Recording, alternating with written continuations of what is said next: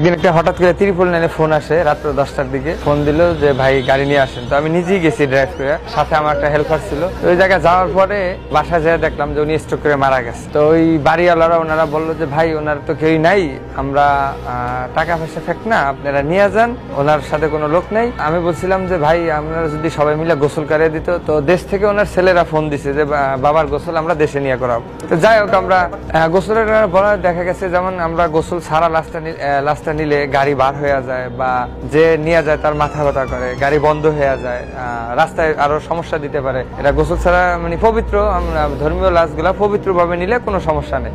হ্যাঁ, এটা আমরা সবসময় আগে বলি যে ভাই গোসল করাবেন কি না, বা তো যাই হোক ওনারা কোনো লোক নাই। তো আমরা সাহস করে লাশ দুইজনে উঠাইছি, নিয়ে রাত্র 12টার দিকে আল্লাহর নাম নিয়ে রওনা দিছি। তো আমরা যখন ঢাকা চিটাগাং মহাসড়ক রওনা দিছি তখন মানে আমাদের খাওয়ার একটা স্পেস, তো খাওয়া দাওয়া করে গাড়ির গ্যাস নিলাম। তো গাড়ি নিয়ে গ্যাস নেওয়ার পর একটা রাস্তা আছে, মানে ওই রাস্তাটা হলো 50 কিলো, কোনো বাড়ি গণ্য নেই। যেমন দাউদকান্দি ব্রিজ থেকে আপনার চাঁদপুর পর্যন্ত একটা ভেরির উপর দিয়ে যাইতে হয়। তো এটা আমরা দুইজন চিন্তা করলাম, আমরা দুইজনে আমাদের গাড়িতে মানে ওয়াশ ছাড়ার ব্যবস্থা আছে, সাউন্ড বক্স আছে। আমরা একটা ওয়াশ সাইডে রওনা দিছি আল্লাহর নাম নিয়ে। তো রওনা দেওয়ার পরে হঠাৎ কিছু রাস্তা আছে ভাঙ্গা, তো কিছু রাস্তা হঠাৎ করে আমার গাড়ি রাল্ডিং এ, আমাদের নতুন রাল্ডিং এ গাড়িটা বন্ধ হয়ে গেছে। মানে একটা বাজার সামনে ছিল, বাজারটার নাম সিরাজসার বাজার। ওই বাজারটা পার হওয়ার পরই বন্ধ হয়ে গেছে। তো আমরা হঠাৎ করে একটা ভয় পেয়ে গেছি, ভয় পেয়ে পিছের দিকে আপনার তাকাইছি, তাকে দেখলাম যে না লাস্ট গন্তব্য স্থানীয় আছে।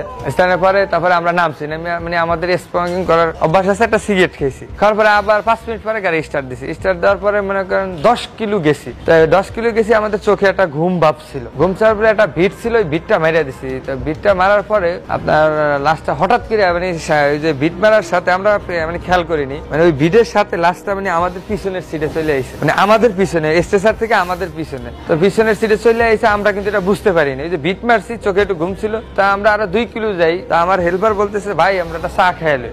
যাক আমরা চা খেয়েছি, তখনও দেখি নেই যে কি হয়েছে না হয়েছে, আমরা সামনের দিকে লুক। তো অনেক প্রায় চা খেয়ে আমরা আবার রওনা হয়েছি।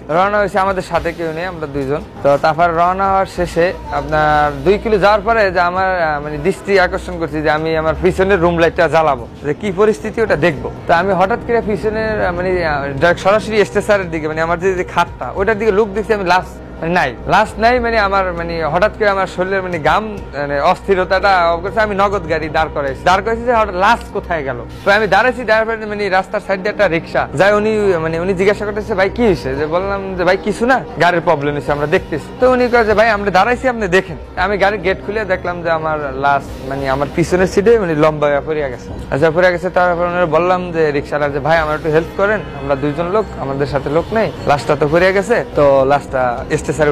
হ্যাঁ, তখন ওই লোকটা ছিল মানে আমাদের মানে শরীরের পশম একটা দৃষ্টি আর অন্ধকারের ভিতরে আর মাঝ রাস্তায়, তো কোনো বাড়ি